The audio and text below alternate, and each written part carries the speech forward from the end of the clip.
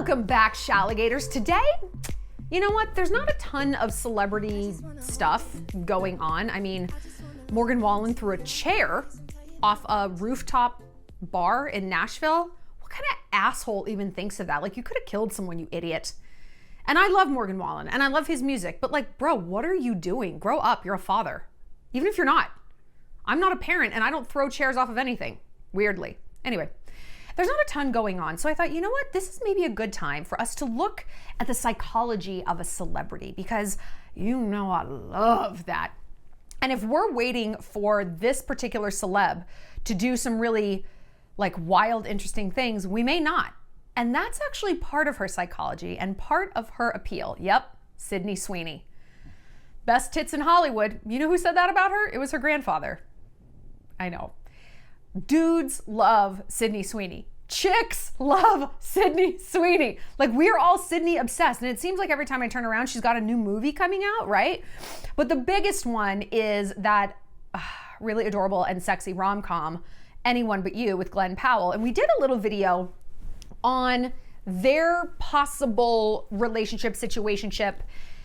And I still believe, even though they both denied it, I still believe they were absolutely smashing, and hopefully still are, because I think they're so cute and they have so much chemistry together. And who even is her fiance? Why is she affianced? Why is she affianced? But that's not what I want to explore. I don't want to explore why she's marrying some, what is he, a chef? Girl, just get DoorDash. Don't marry a chef. They wear those clogs. Maybe he's not a chef. You're like, he's a producer. Like, in my mind, he's a chef. Whatever. He's not Glenn Powell. He's not Hangman.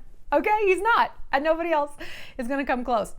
But I want to talk about the appeal of Sydney Sweeney. Why is everyone obsessed with her? And I know we could say it's the tits. I mean, it's not the tits. It's not the tits. But it's more than that.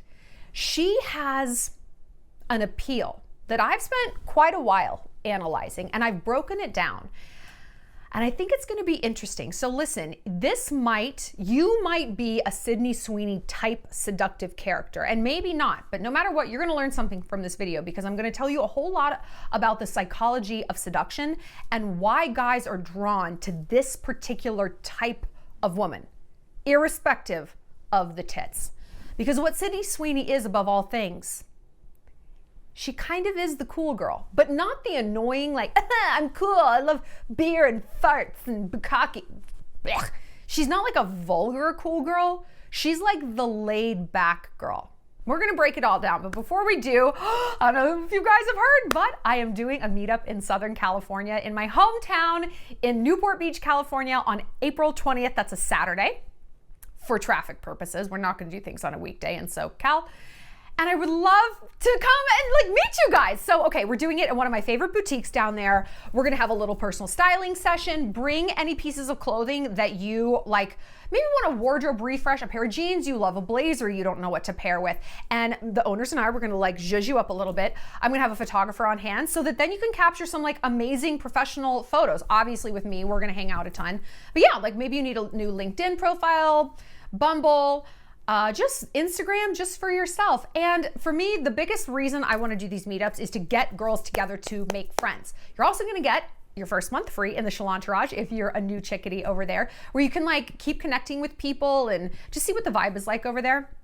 And yeah, meet some local like-minded alpha females, because making friends is hard. It's the number one question I get, how to make friends as an adult. And in my hometown, I know that it's not easy. I know it seems like, oh, California's like so cool. People are very insular. It's very hard to just make friends. So come down. You're gonna hang out with me. I'm gonna do a live Q&A for all of you guys. So we're gonna get some real life advice. Okay, it's just gonna be great. The tickets are down below. Definitely come out. We're gonna have a lot of time to hang out and chill. And like I said, it's my hometown. So, oh my gosh, we can talk about all the local haunts and hot spots. Ugh, I can't wait. Okay, Sydney Sweeney. So Sydney is totally the it girl. Some people are saying she's kind of like the new Blake Lively, which I think that is maybe kind of true. Like, she's a blonde, she seems very easygoing, she's very stylish. I love the chances she takes with her style, but she's also not afraid to like lean into her sexy persona. Like before Anyone But You came out, she was doing these kind of like Skinamax, like sort of softcore movies, but like good for you. You know, she's not one of these girls who's like, don't sexualize me. She's like, have you seen this body? Have you seen it? You should see it. It's incredible. And I've just kind of been following her career because she seems really cool and down to earth. And let me tell you, guys are following her career too. She's like dream girl number one. Why? All right. Obviously, like I said, the body. But listen, hot bods are kind of a dime a dozen in Hollywood. I mean, if you're not like some character actor who doesn't have a good body, everyone else has a really good body, you know? And like perfect, amazing tits and like tiny and like blonde hair and blue eyes. Like this is not hard to find in Hollywood. Why her? Why is she like latched into the consciousness of like every dude ever? What is it about her? Well, it's a few things. So we've talked a lot about Seduction here, especially if, sorry to keep plugging it, the Shallon, if you're in there and you've been watching Evil Weeks for the last few years, because that's where they live now. I talk a lot about seduction, and truly one of your best weapons as a seductress, it's not your tits, it's not your face, it's not even what you say. It's actually what you don't say. Sometimes the best seducers out there are the ones who present as a blank canvas. Why? Because this allows men to project their fantasies onto you. Now, you might be saying, that sounds terrible. Cool, you're not this type of seductive character. Like, I'm not either. I am not the blank canvas girl. If I have a seductive character from Robert Greene's incredible The Art of Seduction, I am the star. Like, obviously. And maybe a little bit of the coquette. But mostly the star, the charismatic. Like, you know, we're not the blank type. We're the fantasy embodiments, right? Sydney is not. She's more like the coquette. She embodies more of that blank canvas. How does she do this? What do you mean?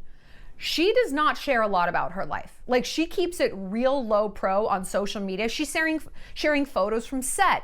She's like eating pasta with a caption of pasta, you know, like she's just very kind of generic. And I don't mean any of this in a bad way. Like that's a vibe. And clearly, it's a good one, girl. You got them wrapped around your finger. But she leaves a lot of room for interpretation. She doesn't talk politics. She doesn't have strong opinions about things. You're not seeing her like drunk and dancing. She's very kind of, dare I say it, a little flat. Sydney's personality is a bit of a mystery. This is good because, again, it allows for that fantasy projection. So why is this so important when it comes to seduction? Because what seduction is offering someone essentially a getaway car, an escape hatch out of boredom, hardship, indifference, routine, you know, stuff like that. You want to, as a seductive character, offer your victim a lifeline, like a breaking out of what they're used to. Now, we talk a lot about cheating around here, and we know that scientists, psychologists have determined that there are two reasons a man cheats, and I'm sure a woman too, you know, so people. We're just talking about men for this video. To explore different sides of their personality and to feel alive. How does this relate to blankness? Okay, if you want to explore different sides of your personality, you have to find a willing participant as sort of your spirit guide. And while some people will go in the direction of like, oh, I'm going to find somebody who is like hyper specific, that they embody this other side of my personality that I want to experience, that would be a seductive character like me. Say what they want to experience is travel and like a jet set life. Yes, you would gravitate towards someone like me. Say you want to be like bold and sassy and audacious, right? But maybe you don't know what these sides of your personality might be. And so you want someone who is going to be blank enough to let you try a whole bunch, to let you kind of workshop this new version of yourself and just sort of roll with it. So blankness is a very powerful tool of seduction. And I'm not saying that Sydney doesn't have a personality. I have no idea who she is off camera, but that's the point. Like, that's kind of the secret sauce, is because her persona is, I'm whatever you want me to be.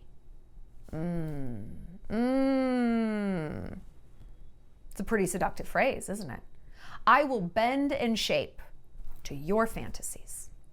This is very smart on her part to keep a little concealment. Now, celebrities who have done this throughout history have been very, very good at capturing imagination. Look at Leo DiCaprio. He was like never really my vibe, but like he's a huge star.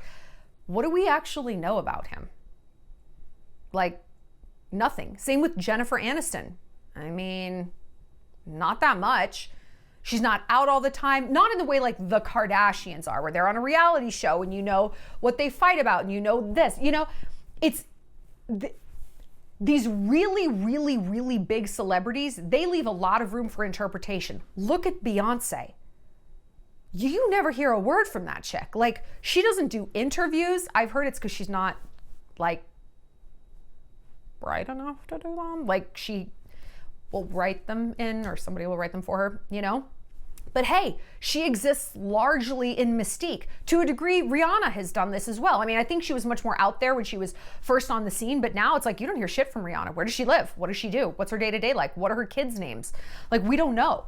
And so that dials up this sort of like magnetism and this mystery and a fixation on someone. But Sydney's smart because she blends something else with her blank slate. Easygoing. Now, Beyonce, Leo DiCaprio, Rihanna, none of these people seem easygoing. None of these people. Jennifer Aniston, on the other hand, does. Blake Lively does. Jennifer Lawrence does. They're warm, they're accessible, right? Same with Sydney Sweeney. And it's an interesting sort of, I guess, paradox. It's like they're mysterious but accessible. Wow, what a combo. What ripe, fertile ground for fantasy. Who is a male celebrity that you would say embodies those two things? Like, they're warm and they seem like accessible. Like, you say to yourself, like, I bet if I sat next to him in a Buffalo Wild Wings, we would totally hit it off. We totally have the same sense of humor, but yet there's a mystery. I'm just playing with tape, yes. Who would that be? I don't know. I'm curious. Maybe like Tom Holland? I don't know. My like celebrity crushes are weird. Like, it used to be Shawn Mendes, but I just don't even know anymore. Justin, but also last fuckable day. So yeah, tell me who is kind of the male Sydney Sweeney? Maybe it's Glenn Powell. What is unfortunate name? Glenn? Who carries a baby in their tummy for 9 months and it comes out and they're like, it's Glenn. Like, is he joining his brother Howard? Are they going to dentistry school right out of the womb? Come on, man, give him a chance. You know how lucky he is he turned out hot? Tom Cruise is another celebrity who embodies that like blankness. You don't know anything about his life. He's like in a cult, but whatever, tomato, tomato. Sydney embodies the one thing that really moves the needle with men. She doesn't seem difficult. This word, difficult, if a man describes you as difficult, girl, it's all over but the shouting. That is bad. That's bad. The cardinal sin of any woman is to be considered difficult. Now listen, I'm not saying that this is correct because I think we all know that if I'm being difficult, Shane, 9 times out of 10, it's because you made me be difficult or you didn't give me a snack when I said I needed a little treat. Okay? Or I said it was cold and I needed your hoodie and you didn't give it to me fast enough. If I'm difficult, there's usually a reason. But you know what? Sometimes there's not. Some women are just fucking difficult and they're not happy no matter what. I personally don't know those women. I like lived a whole life like with the directive of pushing them outside of my social circle. I don't want anything to do with them. But I know that they exist. They're just bitches and they're a headache and they're high maintenance. I get it. That is every man's worst nightmare, which is why men can be intimidated by women who are like ultra dressed up and ultra glamorous. They will interpret that as high maintenance and therefore difficult. She's always gonna have a fucking problem with where I pick for dinner. She's not gonna like my friends. She's not gonna like my family. She's gonna judge them. I will always have to be dressed up and on my best behavior because look, that's the vibe she's putting out and I really don't feel like meeting that. Listen, I'm not saying any of this like vibe from guys is right. I'm just explaining it, you know? I'm not justifying their ridiculous. I'm just like helping us all understand this is what's going on. This is what is going on in a man's head. They look at Sydney and like, not on a red carpet. You know, I'm not talking about on a red carpet, but if you look at her Instagram, she seems just kind of like the fun girl next door, like the LSU, Bama Roll Tide kind of chick, big tits, smiley, blonde, whatever. That it's like, I bet I could take her to Buffalo Wild Wings. And she's like, I love ranch dressing. I put it on everything. I'm so random. She's that girl. Do you know what I mean? And if you drank a beer and burp, she's like, you're so gross. She even kind of has like a deeper voice, which also implies to men, I'm not saying that this is like carved into stone, but to men, this implies like less like girly. It's like when guys imitate girls being bitches, they're not like, yeah, I'm Kristen and I only want champagne. No, they're like, I'm Kristen, I want champagne. Their voice gets real high. The voice gets real high, right? That is how a bitchy female sounds to them. So her low voice is like comforting. It's more of that blank slate. She's cool. She's gonna be fine with a hot dog for dinner. Someone who's got a voice like this will not be fine with a hot dog for dinner. Nobody should be fine with a hot dog for dinner. They're disgusting. Don't eat them, okay? Anyway. It all adds up to accessibility. Accessibility. Like, she seems like a girl they wouldn't be that afraid to approach in a bar. Or they could take her around like their fratty douche friends and she'd roll with it. She's not difficult. She's not difficult. That's part of her seductive character. And again, that particular seductive character offers men something entirely different than, you know, like I was saying, than what I offer men. I offer them glamour, huge distraction, huge breakaway from the routines and the monotony of life. But there are downsides to this. I mean, people can flame out with my kind of seductive character because they don't have the stamina. They basically want to go back to their bullshit, boring life and their routine. A lot of people do, you know? And with Sydney, what the downside could be, the slippery slope, is people don't view her as her own autonomous person. She is merely an extension of them. And so she might attract a lot of narcissists because, wow, she's just blank enough that I can project onto her and she's gonna be my little toy. Narcissists typically don't really go for me. They know I'm gonna be a little too hard to control. Even though they like the shine they get off of me by osmosis and it like feeds their flaccid ego, they know that eventually like I'm gonna be pulling the strings and they don't like that. So typically, narcissists really do avoid me. They read me as like a bad mark. Someone like Sydney, yeah, she could be a mark for those types of people because she seems malleable. She seems not difficult. She seems easygoing. She seems warm. And she just seems low maintenance. And if she seems like she would be anything negative, it's maybe a little like bratty, like, yeah, I just like don't really want to do that, you know? I can't do her voice. Is it similar to that? It's, But you know what? As difficult women go, she's pretty low on the scale. And that's the monster under the bed with every guy and dealing with every girl. It's like, oh, I bet at some point she's going to be difficult. Yeah, Chad, we are. We are. You know who's difficult all the time? You. Ha! Oh, so sick. So sick of it. So what lessons can we learn from Sydney? I was talking with some of you guys, I think it was here on our last video. We were talking in the comment section and someone was like, I feel like I'm giving up hope on finding a man who can like hear about my trauma and deal with my trauma and love me anyway. That was the gist of it. And I said, you're not going to want to hear this, but keep your trauma to yourself. And let me tell you why. Sydney Sweeney. 2 words, Sydney Sweeney. Sydney doesn't have any trauma. I mean, this is the perception. Sydney doesn't have any trauma. She's not going to get drunk and cry and scream and carry on, okay? She's going to be fun and cuddly and docile and sexy and low lift, okay?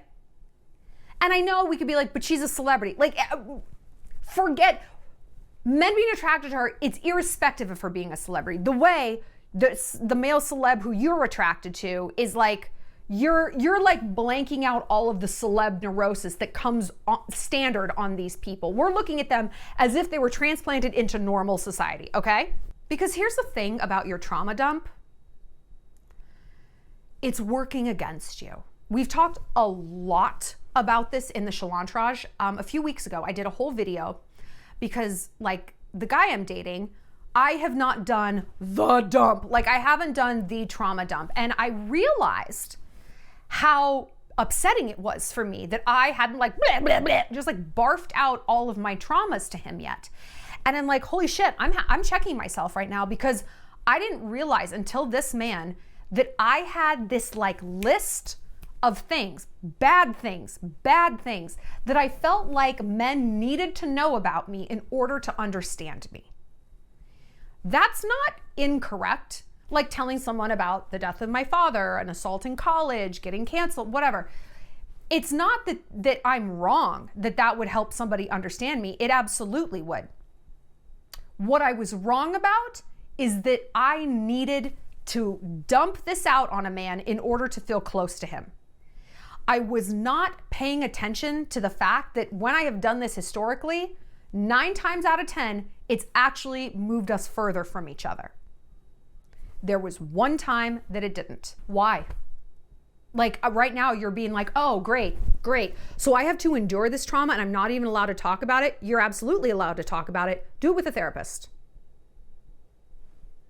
Your man is not a therapist. And you know what? He knows that. Men are hardwired to solve problems. So if you're telling him about this horrible thing that has befallen you, you know how he feels? Impotent, ineffective, useless. Like there's nothing he can do to fix it. And now that it's introduced into evidence, it's like this thing between you.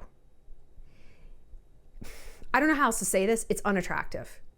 I'm not saying you are unattractive for going through something traumatic. Not at all. I'm not like unattractive because my father died. It is unattractive to be trauma dumping. So not only can he not fix this problem, he does not have the tools because again, he's probably not a therapist. He doesn't have the tools to help you work through it. And you know what, girl, when you're trauma dumping, that's what you're expecting. Be honest with yourself, be honest. Because when I was doing that, I wanted him to like say something to make it all better, okay? And if you're like, no, that's actually not why I'm sharing it, then why are you? I'm fine now in my life sharing the top level highlights. 2 or 3 sentences, okay. And it is only until I really know and trust someone that they get the full story, because that's the gag, isn't it? I was giving my whole history to people on like the 3rd date. I don't know this motherfucker. And then when they would walk away or the relationship would end, I felt so like exposed. I felt like I had given them all these cheat codes to myself, and I just felt like kind of re-traumatized. That's because I was not I wasn't like honoring my trauma. Do you know what I mean? Does that make sense? I was sharing it too freely.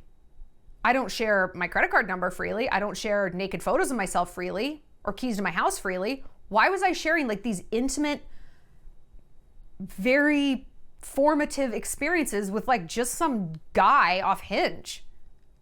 Like, I don't know you. I don't know your character. I don't know if you're trustworthy. That information needs to be earned. But so much of the time we're like, no. He can't understand me unless I tell him these things. I think you're overestimating what the word understand means. And I think you are being a very anti-seductive person. I'm sorry. It's not seductive. You need to get your claws in someone before you trauma dump. They need to be addicted to you before you share these things. If not for nefarious seduction purposes, for self-protection, sweetheart. Don't give everybody like your life history. And also, because let's go back to Sydney and the keys to her character. She is that blank slate. And so they're not competing with other traumas. She's not this psychological rat's nest, or so she does not appear to be, right? Versus Angelina Jolie. Now, who is a guy, say they know all about these women, okay? And they happen to see them in a bar. Who are they gonna walk up to? 10 times out of 10, Sydney. Why? Angelina, you don't know what you're gonna get. When women trauma dump like that, or when they seem high maintenance, they seem unpredictable. These are the correlations men make in their mind, okay? She's got a lot going on. She's crazy. She's traumatized. And I know that this isn't fair. Like, I know that. I'm not saying any of this is fair. I am explaining to you the psychology of what men think when we tell them these things. You can get mad about it. You can say whatever you want. It's not going to change it. They're going to look at someone like Angelina Jolie and be like, I don't know what I'm going to get with her. With Sydney, she seems more predictable. And what are human beings? What is our brain? Risk machines. Risk machines. Our chief strong point as a human is our ability for pattern recognition. Okay? Pattern recognition. You see someone walking down the street towards you and he's dressed in rags and he's twitching and screaming at something. What are you gonna do? Hey, do you know what time it is? No. If you're smart, you're gonna cross the fucking street, okay? You can call me impolite. I'd rather be alive and impolite than dead and polite. I'm not doing that. Pattern recognition is telling me that might be a dangerous person. I'm gonna exit. Pattern recognition with men. They look at someone like Angelina, they look at Sydney, and they're like, my risk assessor is telling me that Sydney is more predictable than Angelina. I don't know what I'm gonna get. Is she gonna bite me? Is she gonna seduce me? Is she gonna start a fight? Are we gonna take shots of tequila, dance? I don't know. That's exciting. Yes, that's exciting. But not everyone is out for the thrills. Not everyone wants that. That's why Sydney is America's sweetheart, you know? She's more of a blank slate. She seems less risky in a way. Does that make sense? So my point is with this trauma dump thing, I'm sorry, it's not a man's job to carry your trauma. It's not your best friend's, it's not your mom's, it's yours. And that sucks. I know it. I've told you, like, the takeaway from the bad things that have happened to me is no one's coming to save you. Either in the moment, no one saved us during our kidnapping in Africa. We saved ourselves. It just, the hand of God saved us. I mean, I can't take it. I'm not a Navy SEAL. I can't take any credit for that. It worked out, but no one came to save us. With the other things in my life, that's what I've realized too, from like either a logistical standpoint, no one rushes in and saves you, or psychologically, no one untangles these knots for you. You got to do it yourself. Stop expecting men to do it. They can barely dress themselves. Have you seen what they wear? You're expecting him to hold these incredibly complex issues that you yourself are having difficulty sitting with. He's going to untangle them for you. That's not his job. It isn't. I'm sorry. It isn't. It isn't. And the only reason you think it is his job is because you have decided that it's your job to fix men. It isn't. It is not your job to fix men. You're not a rehab for broken men. It doesn't work. And it's not fair to you. And therefore, it's not fair to him. There are professionals. There are actual rehabs for broken people. But it's not the guy you're dating. He's there to love you. He's there to know you. He is not there to fix you. And vice versa. And you look at Sydney Sweeney, she doesn't look like she needs fixing. She also doesn't seem like she's going to fix anyone else. She doesn't strike us as like the great intellectual. I mean, I don't know, maybe she's smart, even though she'll tell the same joke like over and over. Like when she was doing publicity for that movie Immaculate, she went on like 3 different talk shows and like talked about how she kept snacks in like the prosthetic baby bump. It's not really that funny at the first time, but like the third time, you're like, that's the only story you have from filming that entire movie? You want me to ask ChatGPT if they can come up with another one? Because it's not that interesting. She's not going to try to fix a guy. And you might be like, well, it's a very noble thing to want to fix someone. No, it isn't. Guys don't like it. Girl, they don't like it. They don't like it. They don't want you to try to fix them because it infantilizes them. They feel weak. They feel lame and like a loser and a failure as a man. And I know it's so fucked because you have to know what his weird psychological issues are, but you can't ever say that you know, but you have to deal with him like you know, but pretending that you don't know. I mean, right? Like, okay. The example I've given in the Shallon and maybe also here is like Spanx. Spanx are concealing all of our lumps and bumps. And a guy might know you're wearing Spanx and he knows what you look like underneath it. But when you put them on and you shimmy into that dress, God damn it, he's gonna pretend that that's just how you look. Babe, you look great. Not like your Spanx looks great. What did you say, Tyler? Like, if someone compliments you at a party, he's not gonna be like, oh, she's like stuffed to the gills into those Spanx. Yeah, inch of her life, I'm gonna have to cut them off her. You want him to be like, I know, doesn't she look great? Babe, you look amazing. You don't want him to point out your psychological cellulite, okay? Do not point out his emotional cellulite either. Even if you love him in spite of it, he needs you to see him in his Spanx. Sydney will view a man in his Spanx. She will buy what he's selling. At least all of this is the assumption. This is the vibe that's given off. This is the persona. And you know what, girl? Masterful. So if you think you maybe have a Sydney Sweeney vibe, and this has nothing to do with how you look. If you are casual, chill, maybe you can learn from her. You know, maybe don't share all that much online. Don't trauma dump. Let a man tell you who he is, who his shadow self is, and then you mold around that. This is the art of seduction. Not saying you have to do it for an entire marriage, but if you want to get your hooks in someone, that's how you do it. Let me know if you like these kinds of psychological breakdowns. You know, like I said, there's not a ton of shit going on with celebrities right now. I did my own Sydney impression, just being very like casual and down to earth. I'm neither one of those things, but I can put on a hoodie and pretend. Like I said, if you're in Southern California, LA, San Diego, come to Newport Beach on Saturday, April 20th and join me for a meetup. It's gonna be so much fun. You're gonna meet tons of local girls from the areas, become besties, get a styling session. We're doing a live Q&A, free drinks, non-alcoholic and wine and champagne, the chance to shop some jewelry, level up your clothes. And did I mention a photographer? I think I did. Okay, tickets down below. I'll see you later, Shalligators.